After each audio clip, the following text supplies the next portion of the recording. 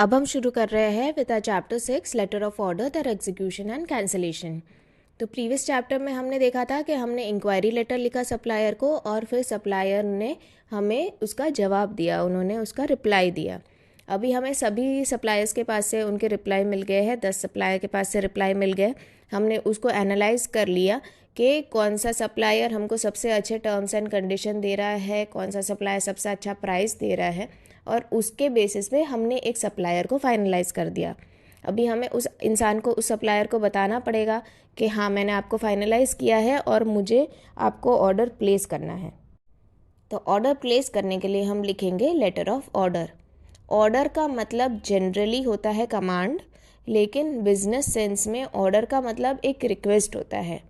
Letter of order में हम request कर रहे हैं कि आप अपने गुड्स या फिर आपके अपने सर्विसेज हमें दीजिए। So what is a letter of order? It is a request to send the goods and raw material. और बिजनेस लाइन में ये एक लीगल बाइंडिंग डॉक्यूमेंट भी है। अगर आपने किसी को लेटर ऑफ ऑर्डर दिया हुआ है और वो पर्सन काम करना शुरू कर देता है आपके ऑर्डर के बेसिस पे, और उसके बाद आप कहते हैं कि नहीं, उसमें इस ऑर्डर के पैसे नहीं दे सकता आपको, या फिर मैं ऑर्डर कैंसिल करता हूँ, तो वो सप्लायर आपको कोर्ट में लेके जा सकता है। वो बोल सकता है कि भाई आपके ऑर्डर के बेसिस मैंने काम शुरू कर दिया था, उसके 10 दिन बाद आपने कैंसिल किया, तो ये 10 दिन में मुझे जितना भी नुकसान हुआ है आपके ऑर्डर पे काम करने की वजह से, मुझे जो भी नुकसान हुआ है उसका पैसा तो मुझे मिलना ही चाहिए। So in legal terms, the letter of order is actually a contract and it is legally binding. ये तो लेटर ऑफ ऑर्डर का मीनिंग है। अगर आपको कोई 1-2 मार्क्स एक्स्ट्रा के लिए पूछा जाता है तो आप उसमें 2 चीज़ और एडिशनल डिटेल डाल सकते हो। पहली चीज़, अगर सेलर के फर्म में एक रूल है कि आपको एक ऑर्डर एक स्पेसिफाइड फॉर्मेट में देना है या एक प्रिस्क्राइब्ड फॉर्म में देना है, तो रिप्लाई टू इंक्वायरी के टाइम पे सप्लायर ने आपको वो फॉर्मेट दिया होगा या फिर वो ऑर्डर फॉर्म दिया होगा। तो आप जब लेटर ऑफ ऑर्डर दोगे तब उसी फॉर्म में देना है आपको। जब फॉर एग्जांपल मैं बोलती हूँ, जैसे हम बैंक में जाते हैं अकाउंट ओपन करने के लिए, तो बैंक वाला आपको एक ओपनिंग फॉर्म देता है, आपको वो ही फॉर्म भरना है, उसी फॉर्मेट में भरना है। आपको कोई एडिशनल चीज़ नहीं देनी है या फिर कोई कम चीज़ भी, कम डिटेल भी नहीं देनी है, वो जो फॉर्म है उसी में भरना है। तो इस तरीके से कुछ सप्लायर होते हैं जिनके बहुत बड़े बड़े बिजनेसेस होते हैं, तो वो लोग भी अपना फॉर्म निकालते हैं या फॉर्मेट निकालते हैं। तो इंक्वायरी लेटर के जवाब देने के टाइम पे उसने अपना फॉर्म आपको दिया होगा या फिर उसके वेबसाइट पे वो फॉर्म होगा, तो आपको उसी फॉर्म में भरना है। वो भी एक ऑर्डर लेटर ही माना जाएगा। नेक्स्ट, जब आपका सप्लायर के साथ बहुत ही अच्छा रिलेशन बन जाता है और आप बार बार सेम सप्लायर के पास से परचेज करते हो, तो उसे कहते हैं रिपीट ऑर्डर। तो रिपीट ऑर्डर के टाइम पे भी आप बस ये बोल सकते हो कि मैंने प्रीवियसली आपको एक ऑर्डर दिया था, वही सेम ऑर्डर मुझे दूसरी बार आप रिपीट कर दीजिए, विद इन 1 मंथ मुझे सप्लाई कर दीजिए, उसे कहते हैं रिपीट ऑर्डर। तो अगर आपको थोड़े बड़े ज़्यादा मार्क्स के लिए पूछा जाता है तो आप ये 2 फैक्ट्स भी उसमें ऐड कर सकते हो। अब लेटर ऑफ ऑर्डर के टाइम पे आपको कौन कौन से पॉइंट उसमें इंक्लूड करने हैं। फर्स्टली, आपने जो इंक्वायरी लेटर लिखा था और आपको जो रिप्लाई टू इंक्वायरी लेटर आया था, वो दोनों लेटर का रेफरेंस नंबर डालिए, तारीख डालिए, ताकि जो सप्लायर है वो अपना रिप्लाई, जो पुराना रिप्लाई उसने दिया था, उसकी एक कॉपी सप्लायर के पास पड़ी होगी, तो उसमें वो एक बार वेरीफाई कर लेगा कि मैंने भाई ये जो कस्टमर है उसको क्या प्राइस और क्या टर्म्स एंड कंडीशन कोट किया था, वो एक बार देख लेगा। तो उसको आप हमेशा उस रिप्लाई ऑफ इंक्वायरी लेटर का रेफरेंस नंबर दीजिए। सेकेंड, ऑर्डर में आपको कौन सा गुड्स चाहिए, उसका क्वांटिटी, क्वालिटी, वो सब कुछ क्लियरली मेंशन कीजिए। हो सकता है आपने इंक्वायरी के टाइम पे 4 चीज़ों की इंक्वायरी की हो, 2 चीज़ों में आपको ये सप्लायर के पास से लेना है, 2 चीज़ें दूसरे सप्लायर के पास से लेना है, या फिर 2 चीज़ें आपको लेनी ही नहीं है, आपको 4 का इंक्वायरी किया था लेकिन अभी मुझे सिर्फ 2 ही सामान लेना है। तो आपको ये चीज़ क्लियरली मेंशन करना है कि आपको कौन से गुड्स चाहिए और कितना चाहिए, आपको 200 चाहिए, 400 चाहिए, वो आपको क्लियरली मेंशन करना है। नेक्स्ट इज़, अगर कोई भी स्पेशल इंस्ट्रक्शन है तो आपको उसे मेंशन करना है। पैकिंग से रिलेटेड है, ट्रांसपोर्टेशन से रिलेटेड है, कोई भी स्पेशल इंस्ट्रक्शन है तो आपको मेंशन करना ज़रूरी है।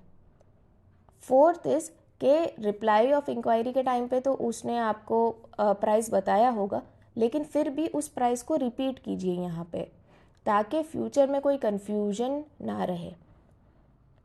फिफ्थ इज़ आप बताइए कि आपको स्पेसिफिक क्या पैकिंग चाहिए, कौन से साइज़ का चाहिए पैकेजिंग, कौन से साइज़ का पैकेजिंग, मटेरियल का क्वालिटी क्या होना चाहिए, वो सब क्लियरली मेंशन कीजिए। The seller should be instructed for specific packing according to size and quality. Sixth is the seller को अगर फुल अमाउंट चाहिए then the letter should include the details of the same. That is अगर मैं अपना जो letter of order है उसके साथ 100% एडवांस पेमेंट कर रहा हूँ, या 100 नहीं 20-30% एडवांस पेमेंट भी कर रहा हूँ, तो मुझे उसके साथ अपना चेक नंबर, डीडी, या फिर मैंने अगर ऑनलाइन ट्रांसफ़र किया है तो ऑनलाइन ट्रांसफ़र का डिटेल्स सब कुछ अपने मेन लेटर में इंक्लूड करना चाहिए। चेक तो साथ में अटैच होगा ही आपके लेटर ऑफ ऑर्डर के साथ, पर जो मेन लेटर है उसमें आप मेंशन कीजिए कि मैं cheque number this of SBI branch attach कर रहा हूँ, ताकि कभी कभी हो सकता है कि चेक अटैच करना रह गया है या फिर कुछ और प्रॉब्लम है, तो आपके एटलीस्ट फॉरवर्डिंग लेटर से ये चीज़ क्लैरिफाई हो जाएगी कि भाई चेक मिसप्लेस हो गया है या फिर कुछ फ्रॉड हो गया है या कोई माइनर गलती हो गई है। Seventh is inform about the mode of transportation. अगर आप उसको रेलवे से मंगवाना चाहते हैं तो आप स्पेसिफाई कीजिए कि भाई मुझे रेलवे से ये भेजिए या फिर रोड ट्रांसपोर्ट से भेजिए ये गुड्स, तो वो सारी चीज़ें आप स्पेसिफाई कर दीजिए। एथ एक more of a suggestion for drafting है, दैट इज़ अगर आप बहुत सारे गुड्स खरीद रहे हैं, 8-10 गुड्स खरीद रहे हैं, सबकी अलग अलग पैकेजिंग है, सबका अलग अलग क्वालिटी है, तो उसको एक टेबल फॉर्म में दे देंगे तो उसको अंडरस्टैंडिंग के लिए बेटर रहेगा। So when different brands of goods are to be purchased, the order should be placed in a tabular form. Ninth is आप ये बताइए कि आपको कब तक वो गुड चाहिए। The buyer should mention the duration in which he wants to receive the good.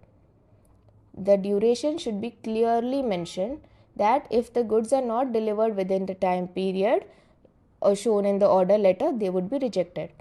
आपको क्लियरली मेंशन करना है उसमें कि मुझे ये 7 दिनों में चाहिए, और अगर आपने मुझे 7 दिन में नहीं दिया तो मैं आपका ऑर्डर लेटर कैंसिल करूँगा, और फिर आपको जो भी नुकसान होगा वो आपके सिर पे, वो मेरी रिस्पॉन्सिबिलिटी नहीं है।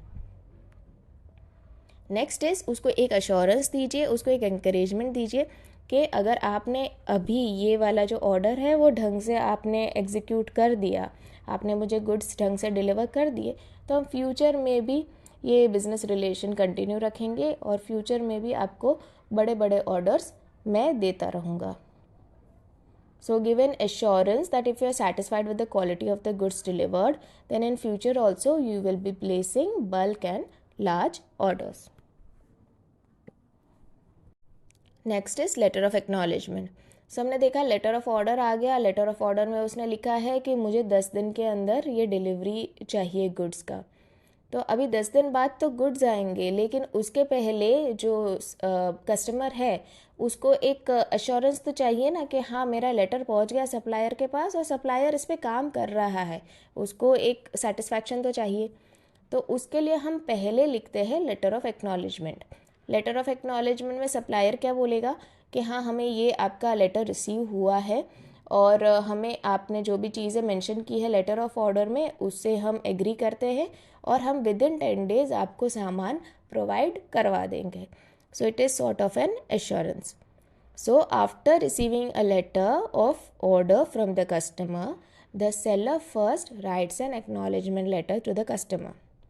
So the seller will express thanks for the order and for showing his interest in the goods. Now इस टाइम पे ऐसा हो सकता है कि आपको जब लेटर ऑफ ऑर्डर मिला उसने कहा कि आप 10 दिन में मुझे गुड्स दीजिए, लेकिन आपके पास गुड्स अवेलेबल नहीं है।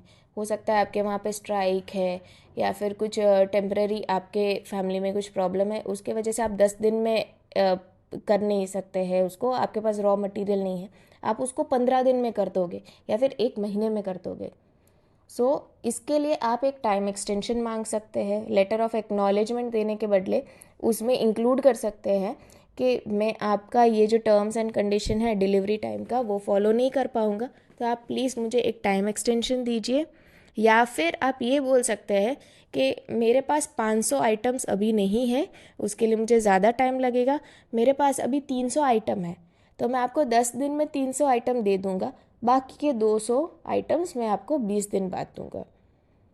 ठीक है। या फिर आप ये भी बोल सकते हैं, सपोज़ उसने कोई ऐसा प्रोडक्ट मंगवाया है जिसका कोई सब्सटीट्यूट है, जैसे उसने हमने पहले भी एग्जांपल दिया था चाय का, तो चाय का उसको सामने कस्टमर को चाहिए 500 ग्राम की पैकेजिंग। आप बोल रहे हो कि भाई मेरे पास अभी 500 ग्राम की पैकेजिंग वाला नहीं है, और मैं उसको कुछ प्रॉब्लम के वजह से रॉ मटेरियल या पैकेजिंग के जो आइटम्स होते हैं उसके कमी के वजह से मैं नया पैकेजिंग बना भी नहीं पाऊँगा, तो क्या आप 500 ग्राम वाला पैकेजिंग लेने के लिए तैयार हो? तो ये 3 ऑप्शन आप उसको दे सकते हो। या तो उसको टाइम लिमिट एक्सटेंशन मांग लो, या फिर उसको बोलो मैं आधा अभी दे दूँगा आधा बाद में दे दूँगा, या फिर उसको बोलो कि नहीं आप एक नया आइटम ही ले लो मेरे पास से। तो अगर आपके पास सामान नहीं है तो ये आप 3 ऑप्शन उन्हें दे सकते हो। So if the seller does not have sufficient stock of goods, he can either ask for time extension or to allow him to execute the order in part like एक हिस्से में, that is part, or suggest substitute goods.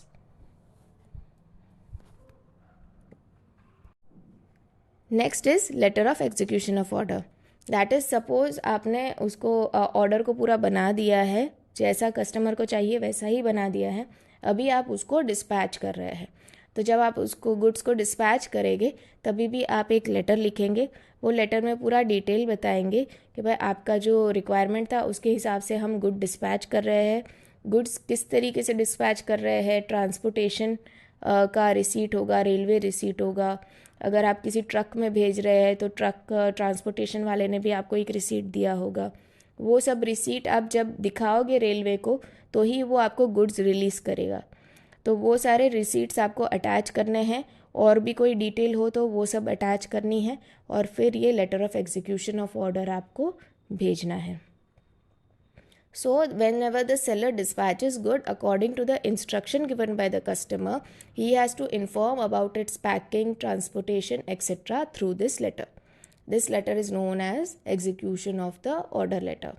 The transportation receipt, railway receipt, bill are to be enclosed with the letter. Now, what are the points to be considered while writing a letter of acknowledgement and letter of execution of order? सो आपको starting में तो पहले reference देना है, order letter का reference देना है, और ऑर्डर लेटर का डेट बताना है, और फिर जो भी आप गुड्स भेज रहे हैं या फिर जो भी गुड्स के लिए आप एक्नॉलेजमेंट दे रहे हैं उन सब के बारे में क्लियरली मेंशन करना है। सेकंड, द गुड्स जो भेजने वाले हैं या जो भेज रहे हो उनको डिस्क्राइब करना है। गुड्स सेंट और to be sent should be described.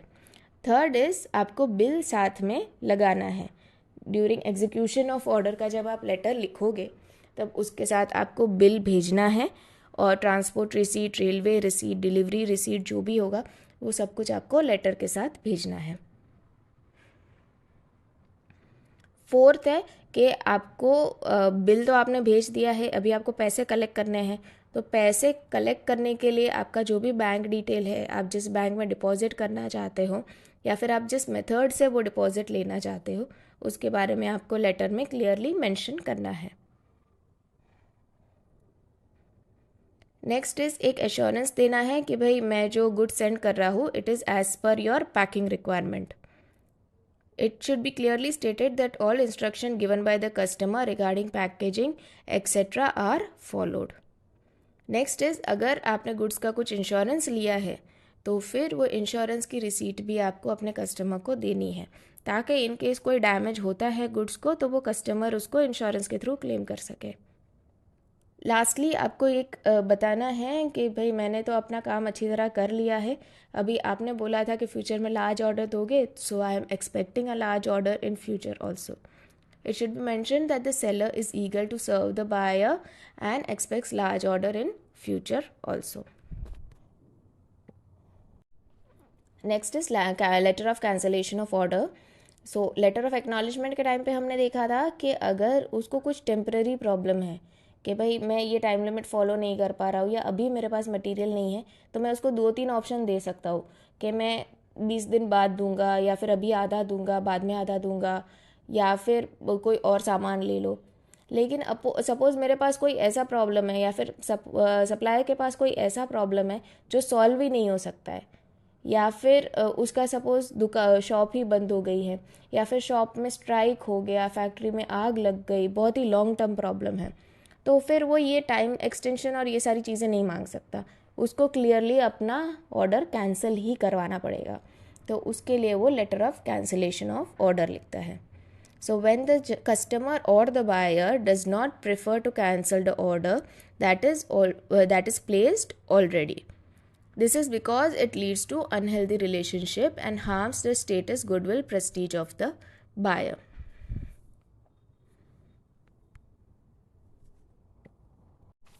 अभी कुछ सर्कमस्टेंसेस ऐसे भी हो सकते हैं कि सप्लायर तो ठीक है, उसने अपना ऑर्डर कैंसिल किया बिकॉज उसके फैक्ट्री में स्ट्राइक है, फायर है, कुछ भी है। अभी जो कस्टमर है वो भी कभी कभी अपना ऑर्डर कैंसिल करता है। दैट इज़ उसने पहले लेटर ऑफ ऑर्डर लिख दिया, 5 जनवरी को उसने लेटर ऑफ ऑर्डर लिख दिया, उसके बाद 10 जनवरी को वापस वो कैंसिलेशन ऑफ ऑर्डर लिख रहा है। तो इससे एज अ बिजनेसमैन तुम्हारा इंप्रेशन ख़राब होता है कि भाई इस आदमी ने मेरे को बोला था कि मैं ऑर्डर दूंगा, मैं ऑर्डर दे रहा हूँ, और अभी ये वापस बैक ट्रैक कर रहा है, तो ये तो बिल्कुल भरोसेमंद इंसान है ही नहीं। या नेक्स्ट टाइम मेरे को ऑर्डर देगा तो मैं इस पर भरोसा करूँगा ही नहीं, मैं तो ऑर्डर का काम करना शुरू ही नहीं करूँगा। तो ये एक बहुत ही आपका स्टेटस और प्रेस्टीज ख़राब करता है, और आपका नाम ख़राब करता है मार्केट में। तो इसीलिए यूजुअली जो बायर्स है वो ऑर्डर कैंसिल करना प्रेफर नहीं करते थे, कि एक बार दे दिया है तो फिर यूजुअली कैंसिल नहीं करते हैं। लेकिन कुछ केसेस ऐसे हैं जहाँ पे उनको भी कैंसिल करना पड़ता है। फॉर एग्ज़ाम्पल कि अगर सप्लायर ने टाइम लिमिट पे गुड्स डिलीवर नहीं किए, दैट इज़ मैंने उसको 7 दिन बोला था, कस्टमर ने 7 दिन बोला था, 7 दिन में सप्लाई कर दो, लेकिन सप्लायर 10 दिन बाद भी उसने गुड्स डिस्पैच नहीं किया, तो फिर कस्टमर उसको रिमाइंडर लिखेगा कि भाई तू 7 दिन का 10 दिन हो गया, अब तो गुड्स दे दे। लेकिन उसके बाद 15 दिन में भी उसने नहीं डिस्पैच किया, तो अभी कस्टमर कितना वेट करे उस इंसान का। इसीलिए वो फिर कैंसिलेशन ऑफ ऑर्डर लिखता है। सो द कस्टमर रिमाइंडर लिखेगा, and even after that a reply letter of goods is not received from the seller, then the customer will cancel the order. अभी ये हमने रिपीट ऑर्डर के time पे देखा था कि मेरा एक सप्लायर जिसके पास से मैं बार बार लेता हूँ, सपोज़ मेरा कोई मैन्युफैक्चरिंग यूनिट है, मुझे नट्स एंड बोल्ट, स्क्रूज, इन सब की रेगुलरली ज़रूरत पड़ती रहती है, तो मैं सेम सप्लायर के पास से ही हर बार ये सामान खरीदता हूँ। अभी मेरे पास सपोज़ मैन्युफैक्चरिंग यूनिट में मेरे पास नट्स एंड बोल्ट्स का सफिशेंट स्टोरेज में पड़ा हुआ है, लेकिन फिर भी किसी एम्प्लॉई ने ध्यान नहीं दिया, उसने कुछ एंट्री में गलती कर दी बुक्स में, और बुक्स में ऐसा दिख रहा है कि नहीं सप्लाई बहुत कम हो गया है, और उसने रिपीट ऑर्डर प्लेस कर दिया, लेकिन एक्चुअली उसने ये देखा ही नहीं कि भाई वेयर हाउस में पड़ा हुआ है सामान। तो इस केस में अभी अगर मुझे नया ऑर्डर आ गया नट्स एंड बोल्ट्स का, तो मैं उसको कहाँ रखूँगा। तो उस केस में स्टोर कीपर या एम्प्लॉय के केयरलेसनेस के वजह से जो आपने एडिशनल ऑर्डर प्लेस कर दिया है वो आपको कैंसिल करना पड़ता है। So sometimes in spite of having sufficient stocks and goods, due to carelessness of the storekeeper, an order is placed. In that case, order is cancelled. Next is अगर मेरा कोई सीजनल बिजनेस है, suppose अभी kite का business है, suppose अभी kites का business है, या फिर कोई सीजनल कपड़ों का बिज़नेस है, स्वेटर्स का बिज़नेस है, और मैंने एक्सपेक्ट किया था कि भाई इस बार तो बहुत सारे स्वेटर बिकेंगे, तो मैंने सप्लायर के पास से मांग लिए। अभी ठंडी आई ही नहीं, ठंडी नहीं आई तो कस्टमर भी नहीं आ रहे, तो फिर उसमें ऐसा हो सकता है कि मुझे अपना सप्लायर के पास से पूरा ऑर्डर कैंसिल करवाना पड़े। So if the demand for a particular good declines due to the end of season or natural calamities, the order will be cancelled. Now, what are the points to be kept in mind while drafting letters of cancellation of order? So पहली चीज़ तो आप जब cancel कर रहे हो, because the supplier order पे काम कर रहा होगा, ये अज्यूम किया जा रहा है। सो ये कस्टमर की रिस्पॉन्सिबिलिटी है कि जल्द से जल्द इस बात को इन्फॉर्म किया जाए कि भाई मुझे ऑर्डर कैंसिल करना है, ताकि वो कस्टमर जो सप्लायर है उसको ज़्यादा लॉस ना हो। तो आप कैसे इन्फॉर्म करोगे? जो भी फास्टेस्ट मोड ऑफ कम्युनिकेशन है, आप उसको फ़ोन करो, आप उसको ईमेल करो, जैसे भी फास्टेस्ट मोड ऑफ कम्युनिकेशन है आप उसको इन्फॉर्म करोगे। To cancel the order, the customer should first inform the seller as early as possible by telephone or email. उसके बाद letter of cancellation of order should be written. That is, अगर आपने उसको phone करके बोला है तो वो सफिशेंट नहीं है। अगर फ़ोन किया है तो उसके बाद भी आपको लेटर ऑफ कैंसिलेशन तो लिखना ही पड़ेगा। अगर आपने ईमेल किया है और ईमेल के थ्रू आप लेटर भेज रहे हो तो it's okay, but in either way orally तो नहीं होना चाहिए, कोई ना कोई रिटर्न फॉर्मेट में होना चाहिए, because it will serve as a proof. Next is, if the customer has not received the goods in the prescribed time limit, he is compelled to cancel the order. So it should be clearly mentioned that the goods sent now onwards will not be accepted by him. तो clearly बोलना है कि भाई मैंने 7 दिन में बोला था, आपके तो 15 दिन हो गए, अभी अगर आप मेरे को गुड्स भेज भी दोगे तो भी मैं उसको एक्सेप्ट नहीं करने वाला हूँ। अगर सपोज़ जो कस्टमर है उसने एडवांस पेमेंट कुछ किया हुआ है, उसके बाद आप कैंसिल कर रहे हो, तो आपको जो भी एडवांस पेमेंट है वो रिटर्न करना पड़ेगा कैंसलेशन लेटर के साथ। अगर जो सेलर के पास सफिशेंट स्टॉक नहीं है और इसके वजह से उसको कैंसिल करना पड़ रहा है ऑर्डर, तो वो ये बता सकता है कि भाई फ्यूचर में मेरे पास जो स्टॉक है वो 6 महीने बाद आने वाला है या 7 महीने बाद आने वाला है, तो तब आप मुझे वापस कांटेक्ट कीजिए।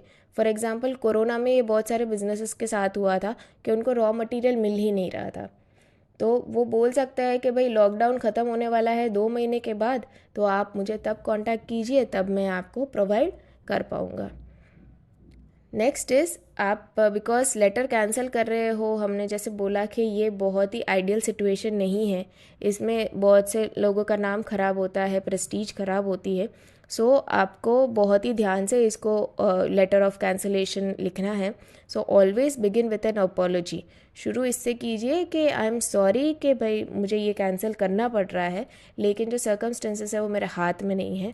और जो एंड है, एंड में हमेशा एश्योरेंस दीजिए कि मैं आपको पूरा कॉर्पोरेशन दूंगा इन फ्यूचर भी।